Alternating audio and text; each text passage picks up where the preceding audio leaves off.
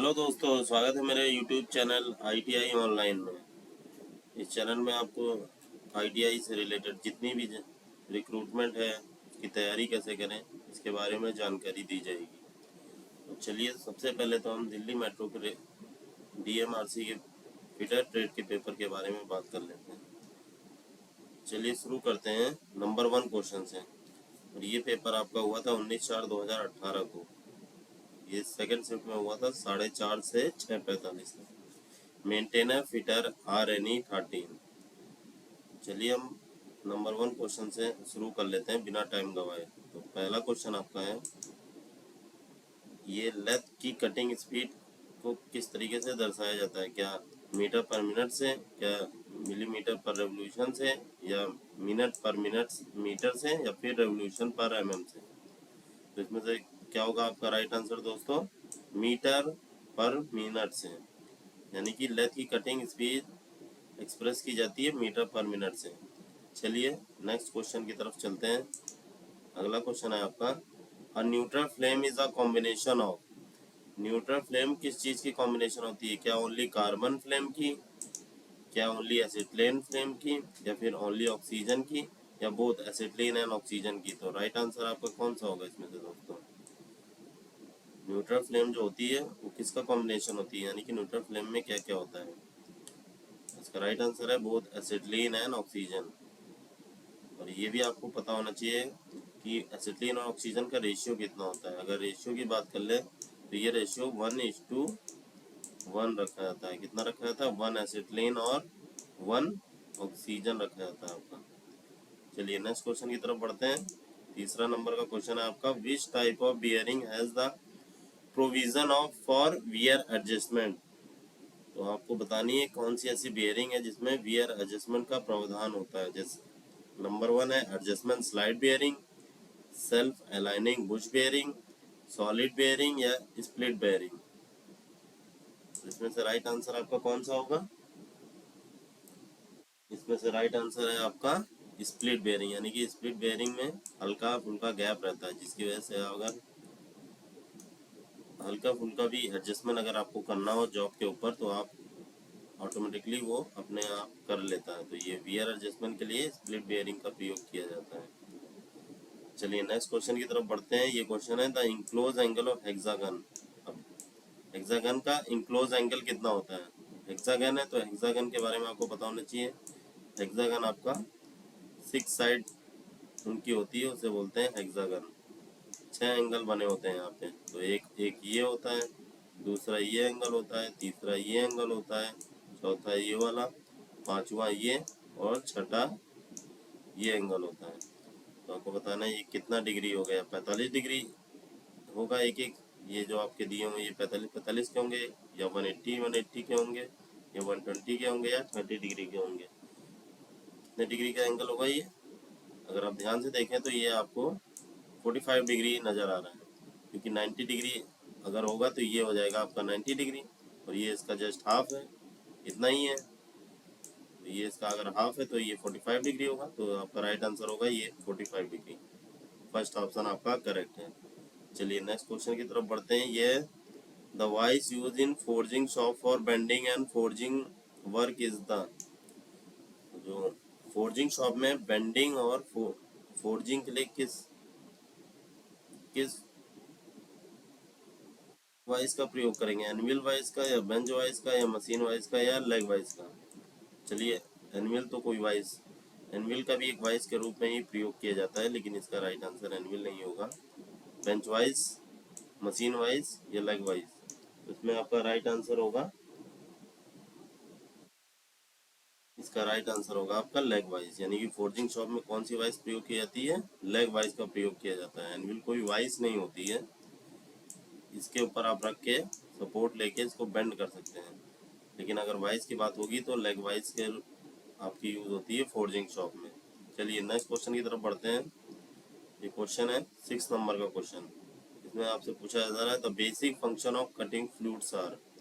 Basic function बताने हैं cutting fluid के। क्या cooling the tool and the work piece, या फिर facilitating chip removal and lubrication, cooling and flushing chips away from the cutting area, या cleaning and lubrication. तो इसमें से आपको बताना है कि जो मेन फंक्शन कटिंग फ्लूइड का जो होता है, जो आप कटिंग फ्लूइड यूज़ करते हैं उसका मेन फंक्शन क्या होता है। कटिंग फ्लूइड का मेन फंक्शन होता है cooling the tool and work piece, यानी कि टूल को ठंडा करता है और जॉब को ठंडा करता है। बेस कटिंग फ्लूइड का मतलब ऑयल नहीं होता है, कटिंग फ्लूइड का एक तरह का सॉल्यूशन होता है, इसमें वाटर भी आप यूज़ कर सकते हैं। इसका मेन मकसद क्या होता है, टूल को ठंडा करना और वर्कपीस को ठंडा करना। चलिए नेक्स्ट क्वेश्चन की तरफ बढ़ते हैं। ये क्वेश्चन है आपका, the resistance offer by a material to scratch और indent is due to its tenacity, malleability, hardness या डक्टिलिटी। तो रेजिस्टेंस ऑफर यानी कि अगर आप किसी धातु पे खुरचन करते हैं और ये पूछ रहा है अगर वो खुरचन करने में दिक्कत होती है तो इसका मतलब उसमें कौन सी प्रॉपर्टी होती है, या फिर वो खुरसता नहीं, क्या टेनेसिटी होती है, नहीं होती, क्या मेलेबिलिटी होती है, ये भी बिल्कुल गलत है, क्या आपका हार्डनेस होती है, या फिर आपकी डक्टिलिटी होती है। डक्टिलिटी से आपका मतलब होता है ये तन्यता, ये आपकी हो जाती है तार बनाने की विधि, तो ये तो इसका ऑप्शन होगा नहीं। और ये टेनेसिटी यानी कि तानने की क्षमता को बोलते हैं। मेलेबिलिटी चादर बनाने की क्षमता को बोलते हैं, यानी कि ये तीनों आंसर गलत है। आपका राइट आंसर होगा हार्डनेस।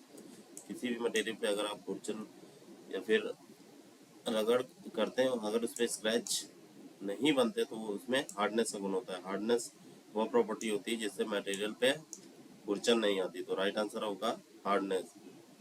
राइट आंसर कौन सा होगा दोस्तों, ये है हार्डनेस होगा आपका, हार्डनेस राइट आंसर है इसका। 8th नंबर के क्वेश्चन की तरफ बढ़ते हैं। इसमें पूछा था process for removing the internal defects और refine the structure of steel component is called. देखिए दोस्तों, ये सबसे मेन इंपॉर्टेंट क्वेश्चन है। कंफ्यूज करने के लिए आपको ये दे दिया, to refine the grain structure is called. तो आपको यहीं से अगर आपने थोड़ा भी ध्यान से पढ़ा है तो आपको ये पता चल जाएगा रिफाइन स्ट्रक्चर के लिए क्या टेम्परिंग यूज़ करेंगे, नहीं, क्या हार्डनिंग यूज़ होगा, नहीं, क्या अनीलिंग होगा, क्या नॉर्मलाइजिंग होगा। तो इसमें बताना है क्या, तो process of removing the internal defect, आंतरिक जो डिफेक्ट आते हैं उसको बदलने के लिए या फिर स्ट्रक्चर को रिफाइन करने के लिए। तो ये इसमें कौन सी विधि, इस विधि का आपको नाम बताना है किस विधि में होता है। ये आपकी नॉर्मलाइजिंग विधि होती है। यहाँ पे आपको दिया हुआ है to refine the grain structure, यानी कि स्ट्रक्चर को रिफाइन करने के लिए, साफ करने के लिए किस कंपोनेंट, उसको बोलते हैं नॉर्मलाइजिंग, उस प्रोसेस को नॉर्मलाइजिंग। अगर यहाँ सॉफ्टनिंग बोल देता स्ट्रक्चर को सॉफ्ट करने के लिए, तब आपका टेम्परिंग आंसर, एनीलिंग आंसर सही होता। तो इसका राइट आंसर है नॉर्मलाइजिंग। जहाँ पर भी अगर रिफाइनिंग स्ट्रक्चर की बात आएगी तो आपको नॉर्मलाइजिंग ये आंसर आपका सही होगा। चलिए नेक्स्ट क्वेश्चन की तरफ बढ़ते हैं। ये क्वेश्चन है आपका, the permission of servo servo cut S in water use for preparing soluble oil, क्या 20% होता है, क्या 50% होता है, 0.5% होता है, या 5% होता है। इसमें आपको बताना है कि इमल्सन आपने बनाया सर्वो कट एस, इसका कोड होता है, और वाटर, इसमें वाटर आप कितना मिलाओगे, क्या 20%, 50%, 0.5% या 5%। देखिए दोस्तों, ये बहुत इंपॉर्टेंट क्वेश्चन है, काफ़ी एग्जाम में, ऑर्डिनेंस में कई बार ये क्वेश्चन पूछा गया है। तो इसका राइट आंसर आपका होगा, क्या होगा दोस्तों, 5%। 5% वाटर मिलाते हैं और इसका रेशियो होता है 1:20। और ये दोनों ही चीज़ें बार बार कई बार एग्जाम में पूछी जाती हैं, लगभग हर एग्जाम में, या फिर रेशियो से या फिर इसके परसेंटेज से क्वेश्चन आता है। और इसमें 20 का रेशियो होता है आपका ऑयल का, 20 ऑयल होता है और 5% वाटर, 1:20 का रेशियो रखा जाता है। चलिए दोस्तों नेक्स्ट क्वेश्चन की तरफ बढ़ते हैं। ये cyaniding and nitriding are two method of, क्या नाइट्राइडिंग के मेथड है, हार्डनिंग के मेथड है, टेम्परिंग के मेथड है, या फिर केस हार्डनिंग के मेथड है। तो जो साइनाइडिंग और नाइट्राइडिंग होती है, ये पूछ रहा है ये किसके मेथड होते हैं, किससे रिलेटेड, क्या नाइट्राइडिंग से रिलेटेड, या हार्डनिंग से, टेम्परिंग से, या केस हार्डनिंग से। दोस्तों ये कई जगह क्वेश्चन पूछा गया है और हर बार किसी न किसी रीज़न से लोग इसे गलत करके आते हैं। तो आज इसका एक ट्रिक बताऊंगा जिसकी वजह से आपको पता चल जाएगा इसमें कौन सा आंसर आपका सही होगा। तो इसमें आपका राइट आंसर होगा सबसे पहले हार्डनिंग। हार्डनिंग इसका राइट ऑप्शन है। कहीं कहीं बार इसरो में क्वेश्चन पूछा गया है तो इसरो इसको कभी कभी हार्डनिंग मानता है और कभी कभी ये केस हार्डनिंग बोलता है। वैसे यहाँ आपको कोई कुछ ऐसा दिया नहीं हुआ है कि ऐसे कंफ्यूज हो जाए, क्योंकि यहाँ सिंपली दिया हुआ है क्या नाइट्राइटिंग या हार्डनिंग या टेम्परिंग या केस हार्डनिंग। देखिए दोस्तों यहाँ केस हार्डनिंग दिया हुआ, सॉरी ये देखिए केस हार्डनिंग भी, और ये केस हार्डनिंग की अंदर आता है।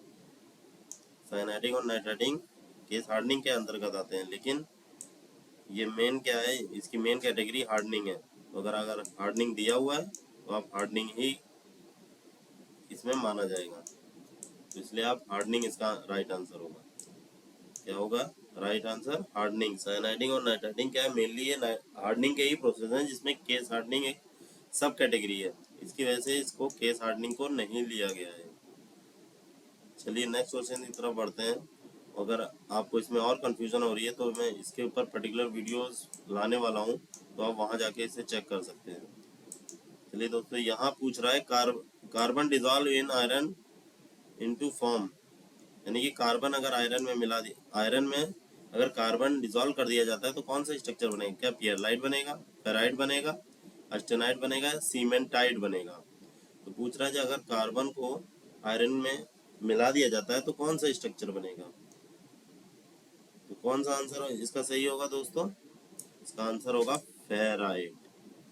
यानी कि कार्बन अगर आयरन में डिजॉल्व किया जाता है तो इसका स्ट्रक्चर एक फॉर्म होता है, उसे फेराइट बोलते हैं। क्या बोलते हैं दोस्तों? Ferrite.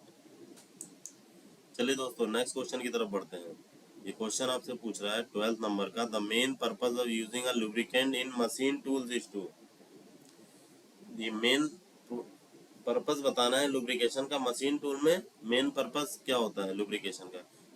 To prevent the machine tool from heating, क्या हीट से बचाने के लिए, या cool down the mating part, या फिर दो पार्ट के को ठंडा करने के लिए, या फिर wet the mating part of close contact to minimise the friction between the mating parts. क्या बीच में एक लिक्विडिटी बनाने के, तरलता बनाने के लिए, ताकि दोनों के बीच में घर्षण ना के बराबर हो।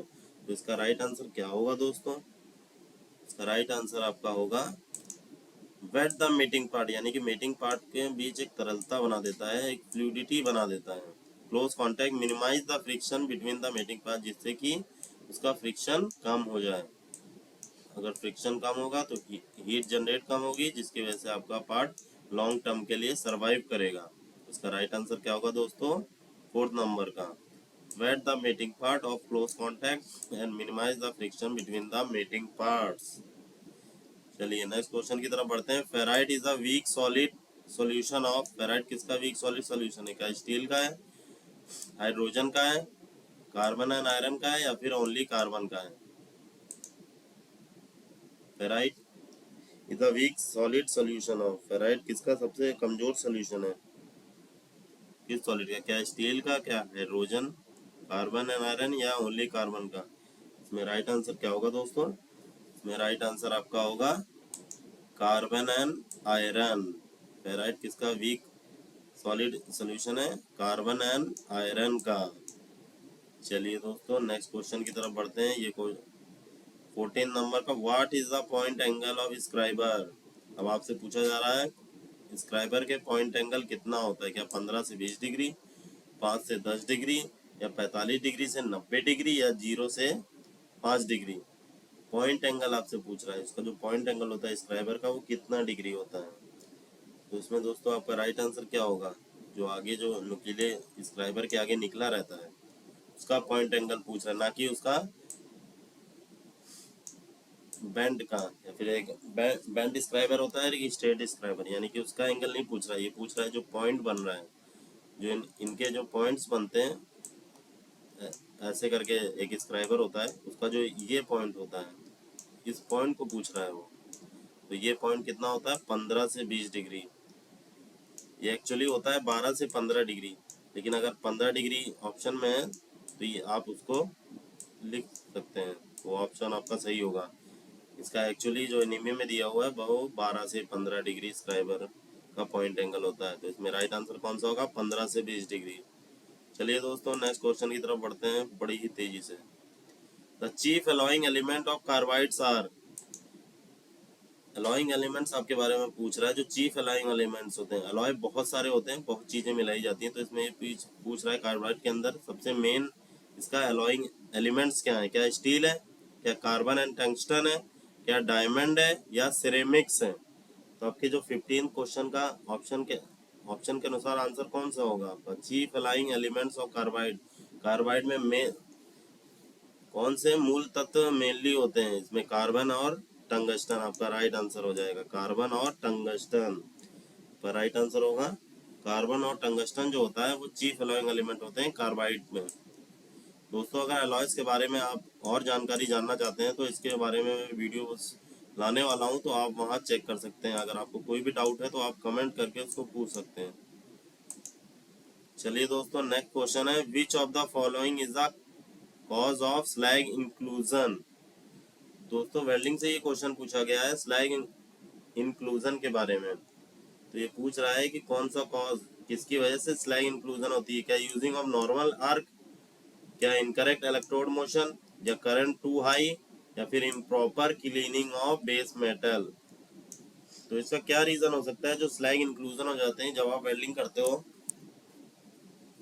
थोड़े थोड़े छींटे टाइप के बन जाते हैं उनके ऊपर, तो ये किसकी वजह से होता है? क्या नॉर्मल आर्क की वजह से, आर्क नॉर्मल रहती है, या फिर इलेक्ट्रोड का मोशन कम होता है, आप वेल्डिंग रॉड आपकी ज़्यादा स्पीड में चलती है, या फिर करंट टू हाई है, या फिर बहुत ज़्यादा आपने करंट दे दिया है, या फिर improper cleaning of base metal, यानी कि आपका बेस मेटल सही तरीके से साफ नहीं है। तो इसका राइट आंसर क्या होगा दोस्तों? इसका राइट आंसर होगा इनकरेक्ट इलेक्ट्रोड मोशन, यानी कि इलेक्ट्रोड का मोशन अगर स्लो है या बहुत तेज है तो आपका स्लैग इंक्लूजन बनने के चांसेस बढ़ जाते हैं। क्या हो जाते हैं दोस्तों? चांसेस बढ़ जाते हैं। जब इलेक्ट्रोड का मोशन आपका कम या ज़्यादा होता है तो स्लैग इंक्लूजन होता है, जिसकी वजह से छींटे टाइप के यहाँ पे स्लैग जमने लगता है। तो इसको कम करने के लिए आपको इलेक्ट्रोड के मोशन को सही तरीके से रखना चाहिए। चलिए दोस्तों, नेक्स्ट क्वेश्चन की तरफ बढ़ते हैं। The tool use to make fluid tight joint is called.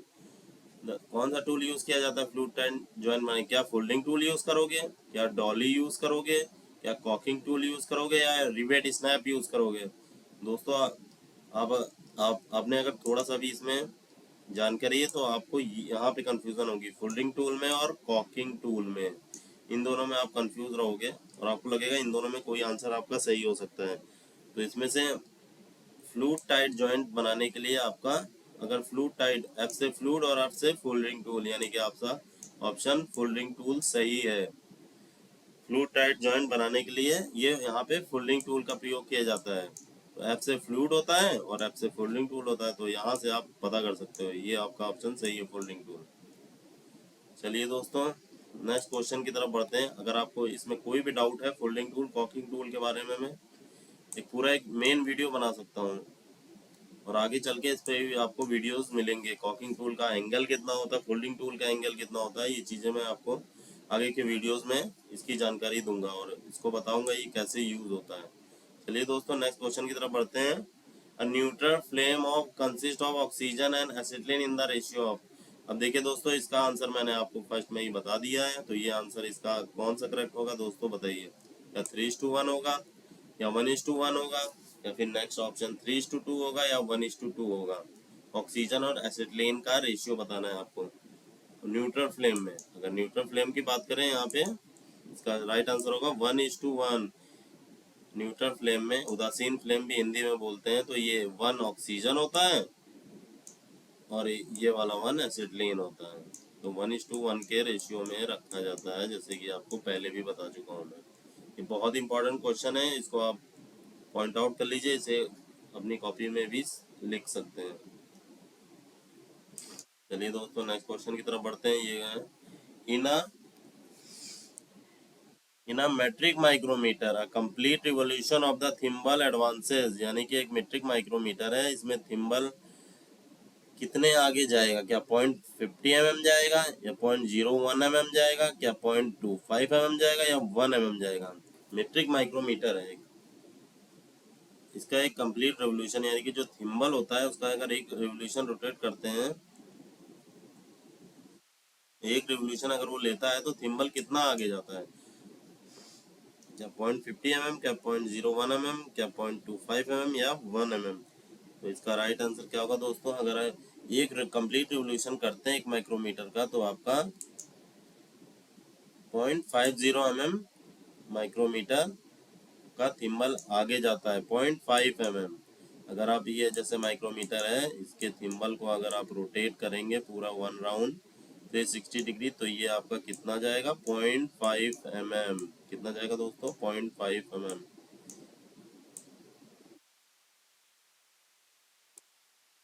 चलिए दोस्तों नेक्स्ट क्वेश्चन की तरफ चलते हैं। आपसे नेक्स्ट क्वेश्चन पूछ रहा था, formation of chips while cutting is based on. जो चिप्स निकलते हैं वो किस पे डिपेंड करते हैं, क्या वेज ऑफ द टूल पे, क्या clearance and wedge angle of the tool, यानी कि क्लियरेंस कितना दिया है और वेज का एंगल कितना है, दोनों के ऊपर, क्या clearance angle of the tool यानी कि जो टूल का क्लियरेंस एंगल है उसके ऊपर डिपेंड करता है कि चिप्स कैसे निकलेंगे, या rack angle of the tool. तो दोस्तों इसका राइट आंसर क्या होगा 20 वाले का, तो इसका राइट आंसर, अगर आप चिप्स की बात करते हैं कि चिप्स किस पे डिपेंड करती है कि कैसे निकलेगी, कर्ली निकलेगी, स्ट्रेट निकलेगी या टूटी हुई निकलेगी, तो ये रैक एंगल पे पूरी तरीके से डिपेंड करता है। अगर चिप्स पूछ ले रहा है कि फॉर्मेशन, चिप की फॉर्मेशन कैसे हो रही है, तो आप आँख मूंद के इस पे आंसर लगा सकते हो, ये है रैक एंगल। रैक एंगल का ही पूरा खेल होता है दोस्तों। HNS के बारे में आपको जानकारी होगी, तो ये पूरी तरीके से रैक एंगल के ऊपर ही बेस रहता है। तो इसके बारे में मैं आपको एक वीडियोस आगे आने वाले हैं, अगर आप चैनल को सब्सक्राइब कर लेते हैं तो इसके वीडियो आपको अपने YouTube चैनल पे मिल जाएंगे, आपके अपने YouTube चैनल ITI ऑनलाइन। आज ही सब्सक्राइब करें और आगे अच्छे अच्छे वीडियोस आपको, इसके नॉलेजेबल वीडियोस आगे मिलने वाले हैं। चलिए दोस्तों आज के लिए बस इतना ही। वीडियो अच्छी लगी हो तो लाइक करें और सब्सक्राइब कर दें चैनल, और आगे इसके 3 से 4 पार्ट में इसके और बनाऊंगा जिसमें अगले 20 क्वेश्चन रहेंगे। Thank you, have a nice day, bye, जय हिंद।